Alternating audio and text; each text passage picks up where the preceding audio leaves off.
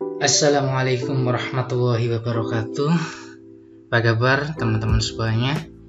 Yang jelas sehat ya, tetap semangat dan optimis dalam meraih prestasi.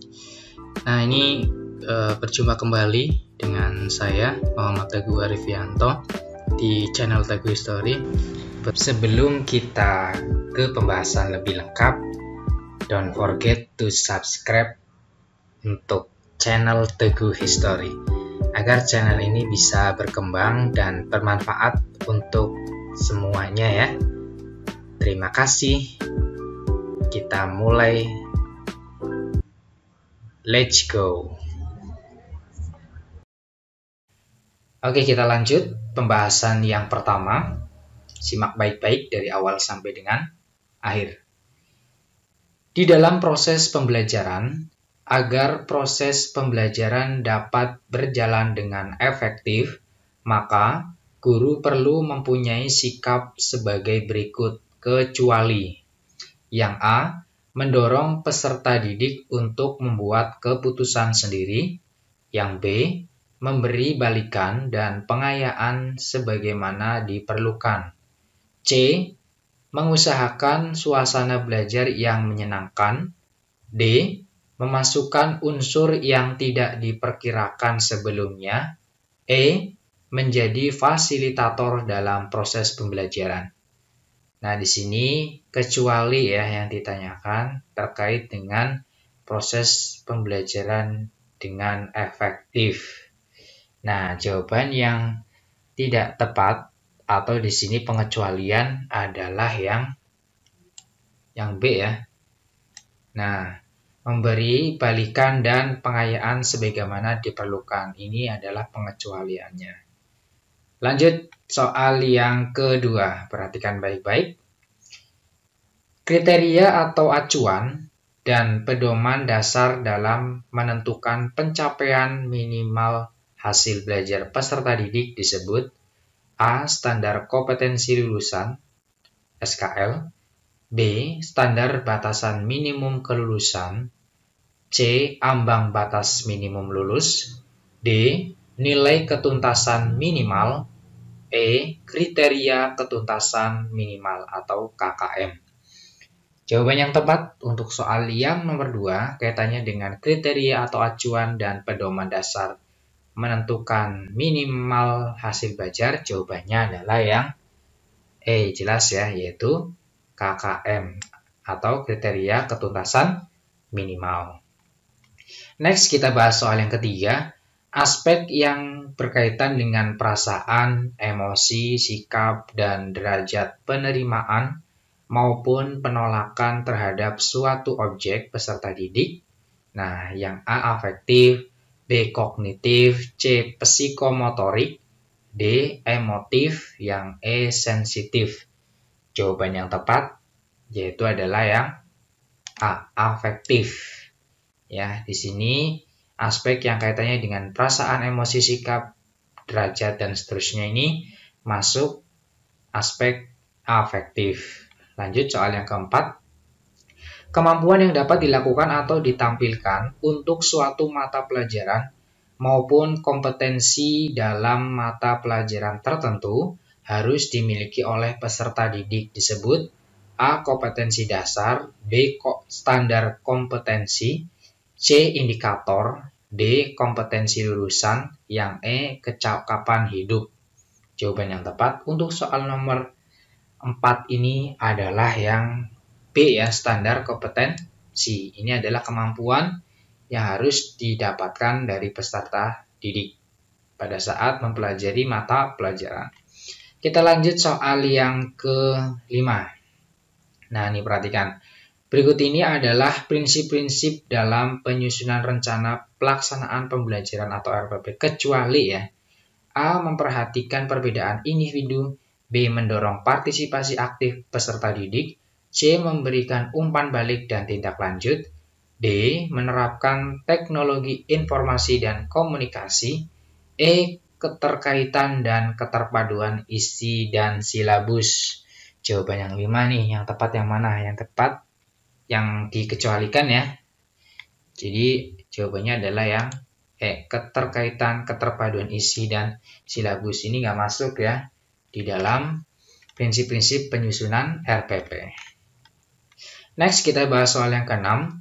Berikut ini yang tidak termasuk dalam beberapa kompetensi yang harus dimiliki oleh guru profesional adalah A. Kompetensi pedagogik, B. Kompetensi kepribadian, C. Kompetensi profesional, D. Kompetensi sosial, yang E. Kompetensi keahlian.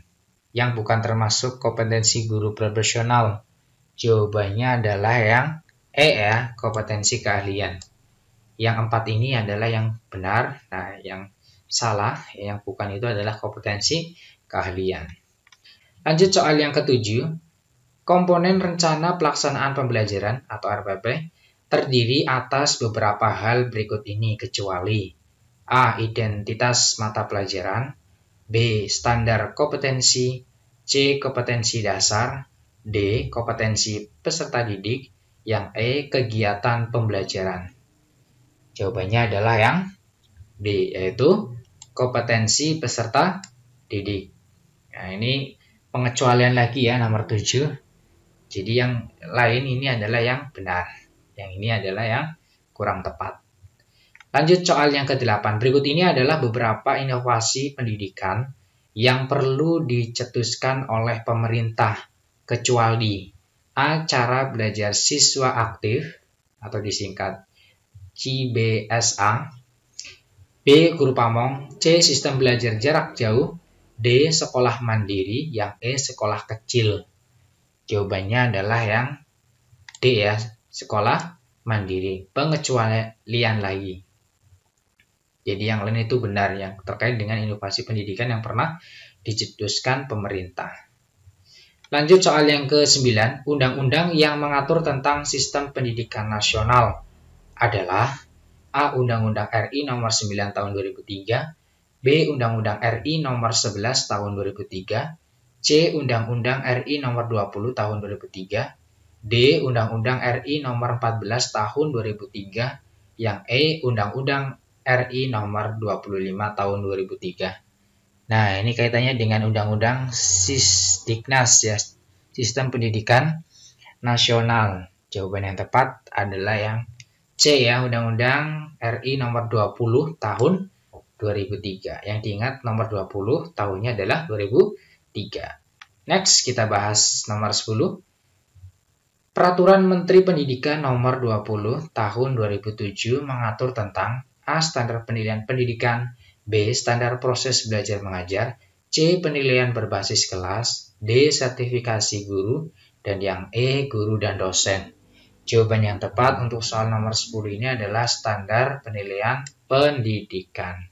Ini Peraturan Menteri Pendidikan nomor 20 tahun 2007. Berikutnya soal yang ke-11. Kedudukan dosen sebagai tenaga profesional ditetapkan dalam A. Bab 2 Pasal 3 UU Guru dan Dosen nomor 14 tahun 2005, B. Bab 2 Pasal 2 Undang-Undang atau UU Guru dan Dosen nomor 4 tahun 2005, C. Bab 2 Pasal 3 UU Guru dan Dosen nomor 20 tahun 2005, D. Bab 2 Pasal 2 UU Guru dan Dosen nomor 14 tahun 2005, yang E. Bab 2 Pasal 3 UU Guru dan Dosen nomor 14 tahun 2005. Jawaban yang tepat untuk soal nomor 11 ini adalah yang A. Kedudukan dosen ini atau tenaga profesional ditetapkan di Bab 2 Pasal 3 Undang-Undang Guru dan Dosen nomor 14 tahun 2005. Berikutnya kita bahas soal nomor 12. Prinsip profesionalitas yang harus dimiliki guru maupun guru sesuai Undang-Undang Guru dan Dosen adalah sebagai berikut. Nah, ini kecuali lagi. Yang A. Memiliki bakat minat panggilan jiwa dan idealisme. Yang B. Memiliki komitmen untuk meningkatkan mutu pendidikan, keimanan, ketakwaan, dan akhlak mulia. C. Mampu mengenal karakteristik setiap peserta didik di sekolah maupun setiap mahasiswa pada perguruan tinggi. D. Memiliki kualifikasi akademik dan latar belakang pendidikan sesuai dengan bidang tugas. E. Memiliki kompetensi yang diperlukan sesuai dengan bidang tugas. Nah, prinsip profesionalitas ya, kecuali di sini. yang tidak tepat. Berarti jawabannya adalah nomor 12 adalah yang C ya. Yaitu mampu mengenal karakteristik peserta didik di sekolah maupun setiap mahasiswa pada perguruan tinggi. Nah, ini kurang tepat ya. Jadi jawaban nomor 12 pengecualiannya adalah yang C. Berikutnya soal yang ke-13. Di bawah ini yang termasuk kewajiban seorang guru dan dosen adalah, nah, kewajiban guru dan dosen. A. Melaksanakan pendidikan, penelitian, dan mengabdi kepada masyarakat. B. Memperoleh penghasilan di atas kebutuhan minimum dan jaminan kesejahteraan sosial. C. Mendapat promosi dan penghargaan sesuai dengan tugas dan prestasi. D. Memperoleh perlindungan dalam melaksanakan tugas dan hak atas kekayaan intelektual. Yang E. Memiliki kebebasan dalam memberikan penilaian dan penentuan kelulusan peserta didiknya. Nah, nomor 13 ini jawabannya adalah yang A. Melaksanakan pendidikan, penelitian, dan mengabdi kepada masyarakat. Next, kita bahas soal yang ke-14. Berikut ini yang tidak termasuk dalam aspek evaluasi kurikulum adalah A. Evaluasi hasil implementasi kurikulum. B. Evaluasi implementasi kurikulum. C. Evaluasi dokumen kurikulum. D. Evaluasi reflektif. E. Evaluasi komprehensif. Nomor 14 jawabannya adalah yang tidak termasuk aspek evaluasi kurikulum nih. Mana nih teman-teman? Jawabannya adalah yang E, yaitu evaluasi komprehensif. Ini nggak masuk di aspek evaluasi kurikulum. Yang lain ini termasuk. Lanjut soal yang ke-15. Berikut ini merupakan permasalahan dalam pendidikan yang mendasar, kecuali A. Mahalnya biaya pendidikan. B. Korupsi dana pendidikan. C. Kurangnya minat masyarakat akan pendidikan. D. Kurangnya fasilitas pendidikan. E. Diskriminasi status guru. Jawaban yang tepat adalah yang C ya. Nomor 15, kurangnya minat masyarakat akan pendidikan. Pengecualian. Jadi yang lainnya ini permasalahan yang benar. Yang C ini pengecualian, jadi kurang tepat. Next, berikutnya soal yang ke-16. Supaya peserta didik bereaksi terhadap materi yang kita berikan, maka gambar yang akan digunakan sebagai media pembelajaran dalam proses belajar S sampai R haruslah A. Berwarna G gelap, B. Seminimal mungkin, kemudian yang C. Berwarna-warni, D. Semaksimal mungkin, yang E. Berwarna cerah. Jawaban yang tepat untuk soal nomor 16 ini adalah yang D ya, semaksimal mungkin. Next, berikutnya soal yang ke-17 ya. Di bawah ini merupakan contoh akan adanya dampak dari keyakinan pada kemampuan diri seorang peserta didik, yaitu A. Andi dapat menyelesaikan tugasnya dengan bantuan orang tua. B. Budi merasakan sakit perut karena akan mengikuti tes.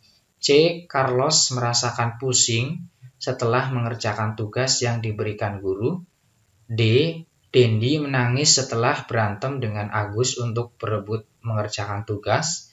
E. Erni malu bertanya ketika mendapatkan kesulitan memecahkan permasalahan soal yang diberikan guru.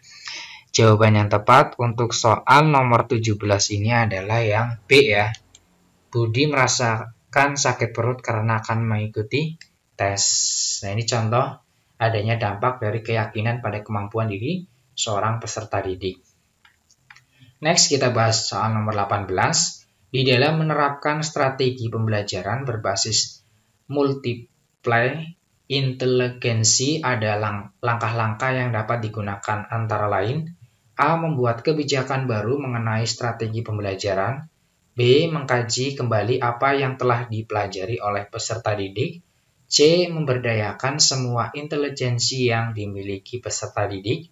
D. Menyediakan fasilitas yang lengkap untuk semua jenis kecerdasan. E. Memberikan fasilitas sederhana sebagai penunjang kecerdasan peserta didik. Jawaban yang tepat untuk soal nomor 18 ini yaitu yang C ya, yaitu memberdayakan semua intelijensi yang dimiliki peserta didik. Lanjut ya, kita bahas soal nomor 19. Kegiatan berikut ini yang merupakan salah satu cara untuk mengaktifkan indera peserta didik agar dapat berkembang secara maksimal, yaitu A. Peserta didik berolahraga di lapangan terbuka, B. Guru memberi hadiah kepada peserta didik berprestasi, C. Peserta didik diajak berkarya wisata, D. Peserta didik belajar di ruang laboratorium bahasa, E. Peserta didik berwisata di alam terbuka. Jawaban yang tepat untuk soal nomor 19 ini adalah yang D. Peserta didik belajar di ruang laboratorium bahasa. Nah, ini merupakan cara untuk mengaktifkan indera peserta didik ya secara maksimal. Next, kita bahas soal nomor 20. Pada waktu mengajar, guru memberikan hadiah ataupun pujian kepada peserta didik yang berhasil menjawab atau menyelesaikan sebuah soal. Dalam hal ini, guru menerapkan teori belajar A. Classical conditioning, B. Connectionism, yang C. Behaviorism, yang D. Operant conditioning, yang E. Problem solving. Nah, jawaban nomor 20 yang tepat itu adalah yang B ya, Connectionism. Berikutnya soal yang ke-21, terdapat beberapa tahap yang harus dilalui oleh seorang guru pada saat mengembangkan strategi pembelajaran. Salah satunya adalah guru menetapkan atau merumuskan tujuan untuk mengukur keberhasilan dari proses pembelajaran tersebut. Apakah yang dapat dilakukan oleh guru tersebut pada tahapan pengembangan? Yang A. Kurikulum, B. Kerangka pembelajaran, C. Sistem pembelajaran, D. Rencana pembelajaran, yang E. Evaluasi pembelajaran. Untuk soal nomor 21 ya, yang tepat adalah yang A ya, kurikulum. Kaitannya dengan mengembangkan strategi pembelajaran yang masuk, kemudian tujuan untuk mengukur keberhasilan ini masuk, proses pembelajaran juga masuk. Jadi ini adalah tahapan pengembangan kurikulum. Soal nomor 22. Alat ukur yang dapat digunakan untuk mengukur kemampuan efektif peserta didik adalah A. Tes objektif, B. Tes berupa angket, C. Tes kemampuan gerak, D. Tes kemampuan fungsional otot tubuh, E. Tes psikomotorik anak. Nah, untuk soal nomor 22 yang tepat adalah yang B ya, yaitu tes berupa angket. Ini adalah alat ukur untuk kemampuan efektif peserta didik. Berikutnya soal yang ke-23. Langkah pertama untuk mencari nilai rata-rata untuk data yang tidak dikelompokkan dapat dilakukan dengan A. Menjumlahkan data nilai yang diperoleh, B. Menentukan jumlah keseluruhan pada data yang diperoleh, C. Menentukan nilai rata-rata dengan pendekatan rumus, D. Mencari nilai tertinggi dan terendah data yang diperoleh, E. Menentukan rentang skor nilai tertinggi dikurangi skor nilai terendah. Soal nomor 23, jawaban yang tepat adalah yang A ya, menjumlahkan data nilai yang diperoleh. Berikutnya soal 24. Berikut ini yang tidak termasuk dalam karakteristik kecerdasan interpersonal adalah A. Mampu beradaptasi dengan lingkungan belajar, B. Mampu bermain dalam kelompok, C. Mudah berkonsentrasi, D. Mampu menjadi pemimpin, yang E. Peka terhadap teman. 24, jawaban yang tepat adalah yang C ya, mudah berkonsentrasi. Yang tidak termasuk karakteristik kecerdasan interpersonal ini adalah mudah berkonsentrasi. Soal yang terakhir. Nah, suatu teori belajar dikembangkan untuk membangun prinsip-prinsip belajar secara ilmiah. Ini merupakan tujuan dari teori belajar. A. Insight, B. Behaviorism, C. Cognitive, D. Conditioning, yang E. Connectionism. Nah, 25 ini yang tepat adalah tujuan dari teori prinsip-prinsip belajar. Kognitif ya jawabannya. Oke, sudah selesai pembahasan di 25 soal kaitannya dengan bidang kompetensi guru. Semoga bermanfaat ya untuk persiapan mengikuti seleksi P3K 2021. Tetap semangat, tetap optimis untuk meraih prestasi. Sampai jumpa kembali. See you next time.